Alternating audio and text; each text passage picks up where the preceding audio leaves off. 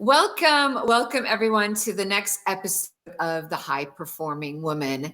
And this is a talk show where we highlight high achieving women, high performing women, just like the title, that are so interested in sharing their wisdom and experiences and paying it forward.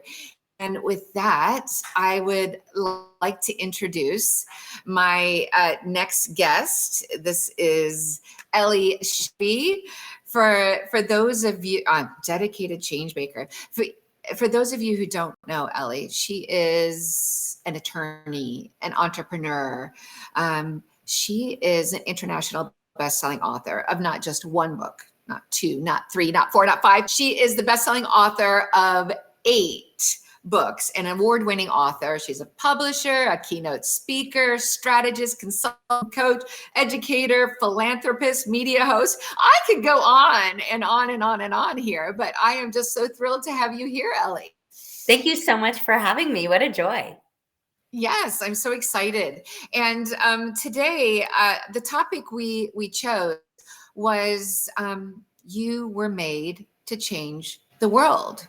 And we know that we're all made to change the world. And this is your tagline. So tell me a little bit about this. It is. So I have a fundamental, absolute core belief that each and every one of us has something unique, a unique gift, a unique light to shine into the world. And someone in the world is waiting for us to show up fully as us and to shine our light and give that gift to the world. So it is a fundamental belief for me that each and every one of us was made to change the world. And I'm so honored to get to help people do that. And so tell me a little bit, what are some of the ways that you do help people do that? As you mentioned, I'm an attorney. So I am a civil rights, human rights, discrimination attorney. So I love to help people in that regard. I'm an entrepreneur. I help 6, 7, and 8 figure. Yeah. Just that bit. I'm sorry to interrupt. Just on the attorney, like, I don't think you're just any attorney. If I'm getting this correctly, you were on the bar of the Supreme Court. Is that how I say it? Yes, I am a member of the United States Supreme Court Bar. I was sworn in by none other than Ruth Bader Ginsburg herself. Oh my It was goodness. my childhood. Yeah, she was my childhood hero. So it was really a full circle moment to be sworn in as a member of the United States Supreme Court Bar by Ruth Bader Ginsburg herself. That's amazing. And so, okay, so you're giving me a little bit of the background, some of these career highlights of how you are helping people change the world. So we've got that side of things, the law side of things, and okay, continue. I'm sorry. Yeah, so with my companies, I help 6, 7, and 8 figure entrepreneurs to really scale and grow their impact right through their businesses, to optimize their operations and mitigate their risk and build aligned, inclusive company cultures and world-class teams. I love helping people develop other leaders and increase their impact in the world. My publishing house, I love helping authors and leaders to get their message out into the world, to shine their light, to use their voice and tell their stories, to inspire, to empower others around the world so that, again, we can all rise together. So between those, and then I'm an advisor, a private advisory. I mean, we could go on and on and on with all the ways that I help people change the world. I absolutely love doing all of it, whether it's through keynote speaking and empowering audiences, through my own books, through helping others with their books, through helping others build their businesses or really get their messages out, or in the legal front. It again all comes back to shine your light, share your gift, change the world. Yeah, so this is the common thread. I love that. So let me take it back for a moment. Like, this is a question that I ask everybody that I interview. what does it mean to you to be high performing? Because I never get the same answer twice. And I mean, like, you're a total Renaissance woman. I mean, that is, I mean, not many people can have that list that you just shared. But what does it mean for you, Ellie Shefi, to be high performing? Well, I think in my younger years, I would have said that being high performing is achieving and doing and striving and having the roles and the accolades and the titles and all the things, right? It would have been very Right. achievement based. I think But that's quite common, right? For a lot of yeah, people I think struggling. that's so common that most people are going to define high achieving or high performing through achievement, through performance, through climbing a ladder of sorts. But I think Extrinsic kind now, of. yeah, very extrinsic, very extrinsic. And I think now I would define it much more internally. I would say a high performer is one who is present, who is aligned, who is authentic, who is embodied, someone who knows who they are and is living authentically, shining their light, who is fully present to what they need and willing to honor it, to take time and space for self-care. I think high achieving, high performing women in particular nowadays is someone who's just authentic and embodied and present.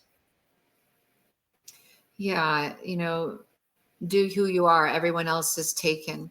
Yeah. And I, I do a lot of work with energy, and um, being authentic is one of the, and being on purpose is one of the most energizing things you can do. And according to Project Energy in New York, they've done a survey of like 80,000 people. The number one common denominator in lasting success in virtually anything is energy. It helps your relationships, your career, your health. All of everything's better with energy, right? Yeah. And so, what you're saying, your definition of high performing, taking off the mask, being authentic.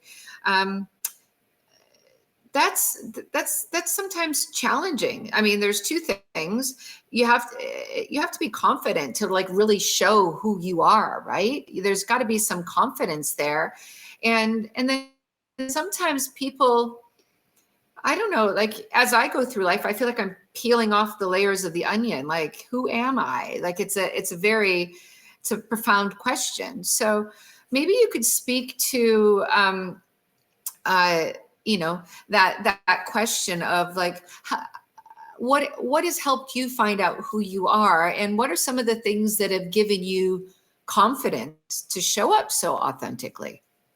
Absolutely. So I had mastered the art of being a human doing, doing all the Oh, things. I mean, we've only barely scratched the surface of all the things that I do and have done.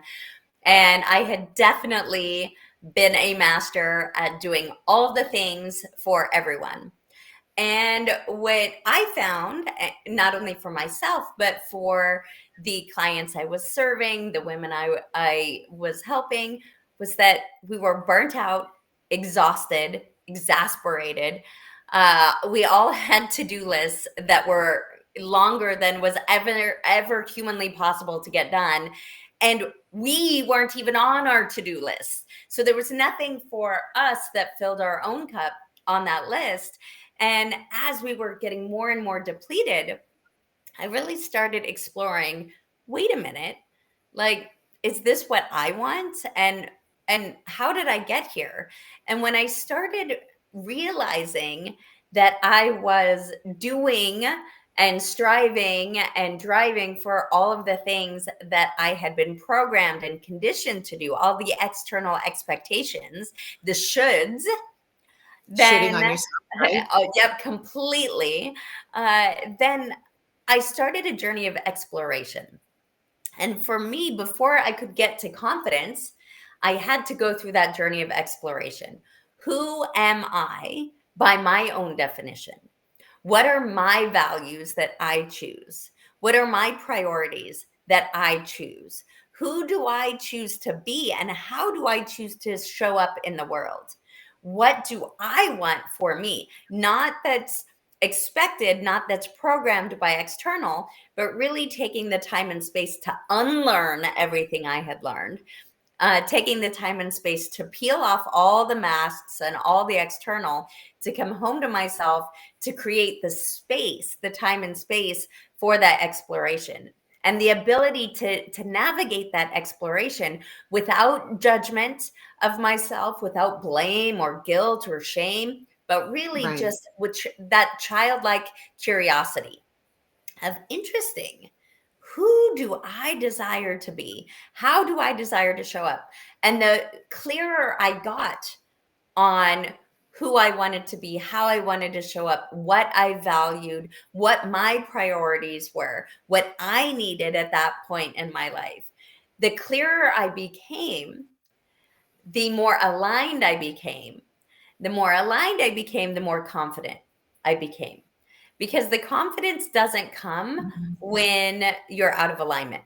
The confidence doesn't come if there's friction. That's where imposter syndrome comes in. That's where Right. doubt creeps in. But when you can get very, very clear on who you are and what you stand for and what you want and what you value and how you want to show up based on your own definition, and you can move yourself into that alignment and then radiate that into the world, shine your light, be authentically who you are, then all of a sudden the confidence comes, and you don't really care what other people think about you. What other people think about you is none of your business. That's a them thing, not a you thing. And when you're so aligned and so certain of who you are, then you can just shine that light unapologetically. I love that. It reminds me of something I call intentional congruence. And if you can, when you have that clarity, which is a high performance habit, having that clarity and being intentionally congruent in everything you do. Yeah. I have an exercise where I have people like look at all the areas of their life and ask themselves, you know, you know, we have so much to do, and intentionally congruent people, while they're doing one thing, they're always thinking, well, how can I bring these other areas of my life into that thing and be intentionally congruent? Like the example I thought of is like when I started Toastmasters years ago, and I was building my business, I could choose any Toastmasters. There was like 50 in London at the time. And to be intentionally congruent, I was wanting to coach women. And so I chose the Women in Banking and Finance chapter. So while I'm doing Toastmasters anyways, how can I also do business development? And it's like just this thought of always being intentionally congruent. Who am I? And like bringing all of these things back to who you are. So I love that. That is very energizing, and it does help you radiate into the world. So we've been talking about all of your successes, but I don't really know any successful person that hasn't had some significant challenges. And I know that you have as well. I mean, can you share some of these challenges or scars, if you will? I think that's how you refer to them in one of your books. And how your mess can be your message. And what have you done? What have some of the big things that you've had to overcome? And what were some of the things that you did or you could share that might help others to overcome some of their challenges as well? Absolutely. So to your point, I don't know anyone that hasn't had some degree of trauma or hasn't had something happen in their life. And while I may have navigated a lot, I'm no different than everyone else because we've all had something. So I'm an abuse survivor, a rape survivor, a domestic violence survivor. I've lived in hiding. I've been homeless and lived in my car. I've eaten the food restaurants we're throwing away at the end of the night. I am a cancer survivor and a That's medical miracle. incomprehensible. Yeah, Like this I is mean, just we can go on and on. That again is just the tip of the iceberg. But you know, I'm no different than anyone else. We've Well, all that had is different. things. Not everybody has gone through that much trauma. Like even one of those things, it could have been a lifetime mission to overcome the trauma of it. So what is it like? What has given you that strength? I mean, was there like a pivotal moment where you're like, I'm not going to let this define me? Yeah, I would say I've had two really, really pivotal moments. Thankfully, when I was 10 years old, I caught a late night Tony Robbins infomercial.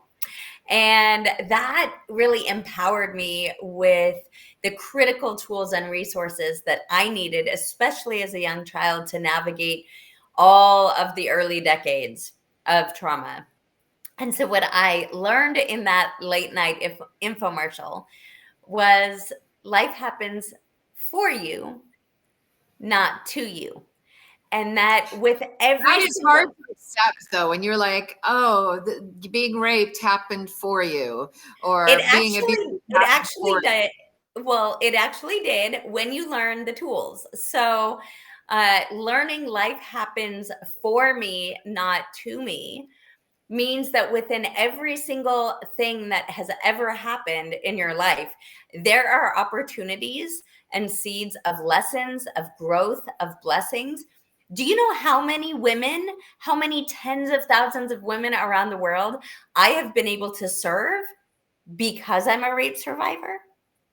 So I wouldn't wish it on my worst enemy, but I wouldn't change it, because every single thing that has ever happened to me has allowed me to serve that much more powerfully. It has given me so many tools, between the mental strength and the resiliency, to the compassion, to the empathy, to the kindness, to really being able to shine my light and be a lighthouse for millions of women around the world who have navigated abuse or rape or domestic violence or homelessness or cancer. Mine was uterine cancer, so I couldn't have children. So that's a whole other segment. And the amount of women that I'm able to connect with and allow them to feel seen and heard and understood and supported, let these women know they're not alone and that they're not their scars, and be this example of all the possibilities. They can do anything they want, and they're not defined by these events or circumstances that have happened to them. They're not defined by them. They're not confined by them. They're not caged by them. They can take everything that's happened to them and harness it as a fuel, as a fire, as a passion for helping others. And so, absolutely, thank God I saw that infomercial at 10, because it ingrained in me that no matter what was happening, I had the power to control my focus. I had the power to choose empowering language. I had the power to assign an empowering meaning.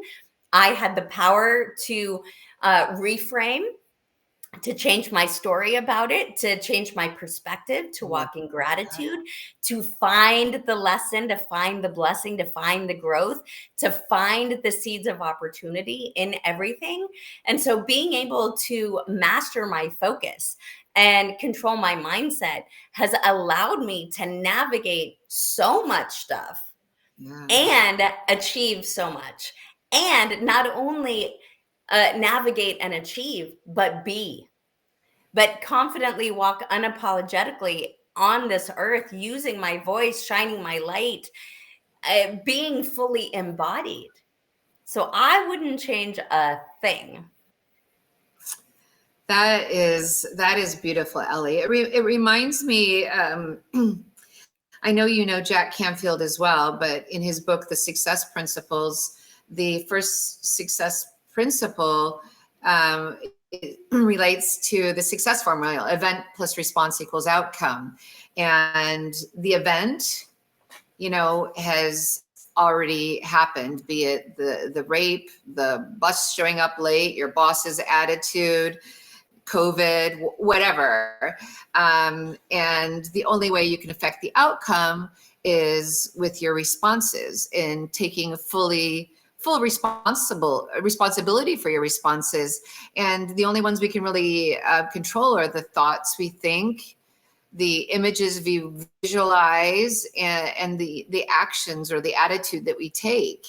And so that is really so empowering. And so, with that formula, it sounds like, you had that choice of the attitude. I even think Viktor Frankl in Man's Search of Meaning, he was a concentration camp, survivor. And he's like, they can do all these things to me, but they can't stop me visualizing all the difference I'm going to make when I get out of here. Yeah. They can't stop me being kind to my fellow inmates, and, I can be happy if I want to, even within my circumstances. Right. Absolutely. So what were some of those original, what were some of the responses that you chose, those thoughts that you were thinking, the images you were visualizing, the actions and attitudes that you were having? Yeah. Always gratitude and perspective, right? Vitamin I learned G. that I don't care what was happening to me. Somewhere in the world was going through something worse. I know that. I know that no matter what, even in the deepest, darkest moments, there's someone in the world that was going through something worse. And so keeping perspective, this too shall pass. Someone somewhere has it worse. So how blessed am I? Right? Someone in the world was going through whatever I was going through, but out in a gravel yard somewhere, not in a house. So how incredible that I had a roof over my head. How incredible that, there was lights, that there was air conditioning, that there was heat. How incredible that there were restaurants willing to give me food. How incredible that I was living in the United States, so there were restaurants that I could go to. I could have been in some rural desert somewhere else in the world where there's nothing for hundreds of miles. Then what? So having that perspective and living in gratitude changes everything. I promise you, no matter where I call it vitamin G. It is so nourishing to the soul. And the thing about it is that it seems to be a magnet. Yeah. The more grateful you are, what you focus on expands, right? Yeah. And that is that window that opens up out of whatever trauma or misery you're in. Yeah. When you're focusing on that little crack of light coming in, and then, focusing on that, it just opens it up, right? Yeah. I mean, if you focus on the pain, you're going to get more pain, and that doesn't help you. I mean, if you want to get into the science of it, if you're focusing on the pain and the trauma, you're changing your biochemistry. You're releasing all kinds of biochemicals, into your body that can't help you. They're not empowering biochemical responses that allow you to magically, creatively think of a solution. So we get to empower ourselves. And when we focus on gratitude, when we choose empowering language, when we have perspective, when we assign empowering meanings, we're actually enabling our physiology to support us to get out of that situation, to make better decisions, to change something. And so we get to be our jailer, or we get to set ourselves free. And that is something, to Viktor Frankl's point, that no one else can control. We get to control that. In every single moment of your life, you have a choice. You have a choice for how you're going to show up. You have a choice for what you're going to think. You have a choice of how you can impact your biochemistry. You have a choice for your language, your meaning, your perspective, where your focus is going, how grateful you're feeling, whether you can do something to shift your situation, but you get to choose. So I always because of that infomercial, I always chose something empowering versus disempowering. I love that. Empowering your physiology to help you. That's really powerful. So you have been you've got, like, when we were talking about all these things that you're doing, tell me a little bit about, what is next for you. What it's the start of 2024 right now. What are some of the things that you're most excited about? I am so excited. I have quite a lot of keynotes booked this year. I have a TEDx booked for this year. Where's the TEDx? The TEDx is in April in Laguna, and it's on reimagining education. So I am so excited about that. I'm so excited for all of my upcoming keynotes to really empower women. Again, with their mindset, their self-care, prioritizing themselves, moving from being human doings to being human beings, right? To removing the masks. I'm so excited for all of that. And I'm especially excited for my book writing retreats to really help women in particular cultivate that message and get it out into the world in a way that builds a business and a brand, so they have opportunities not only for themselves, but to empower other women and to change the world. And so I cannot wait for the book writing retreats, for the sisterhood retreats, for the keynotes, for all of the speaking engagements. 2024 is going to be epic. That's awesome. So I understood the book writing retreats, but you slipped in there sisterhood retreats. Tell me a little bit about that. Once a year, I bring together an incredible group of women. We go to Sedona and we bond and we heal and we elevate and we come home to ourselves. And it's a really, really special week. It is a highlight of my year, and that's always in September. Oh, that's beautiful. All right. Well, it has been such an absolute joy to have you here today and share some of your pearls of wisdom. And if people want to get in touch with you, is this the best place to go? Absolutely. Connect with me on social media or reach out on my website. That's where you'll find information on all the goodness. But I absolutely love connecting with people, hearing how you are made to change the world. So do connect and share that with me. Oh, thank you, Ellie. And that was just brilliant. I loved it. And wishing you all the very, very best in all of your endeavors this year. And thank you again. Thank you for having me. It's been a joy. Thank you. So, thank you so much. That was beautiful. I loved it. So good. So excited. Ended it a little bit before a half an hour, just so you can get your mind in gear for whatever you have at 11. But thank you for your patience. You have so much grace. Thank you so much for your patience with all of those technological glitches. No worries. And when you get the recording, if for any reason you don't like it, it's not, there was a glitch somewhere that we don't know about, just let me know and we'll do it again. I know, I think it'll be fine, and I will share some of I'll tag you in some of the posts so you can share as well. So yep. And then just send me any assets or clips, if you're doing any shorts or reels or anything, send them to me and we will post them. I want to do your sister's thing. It's so good. It's in September in Sedona. It's September 20th to 23rd. It's so good. How much is it? $44.44. And we stay at the Wild, which is a beautiful 4-star resort in Sedona. Yeah, it's all inclusive. Well, other than like put that on my vision board for this year. I've had a little bit of setback financially from all of this that's happened with the flood.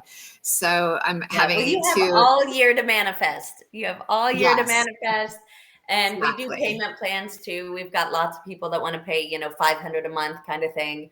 And they just start early. So we make it happen.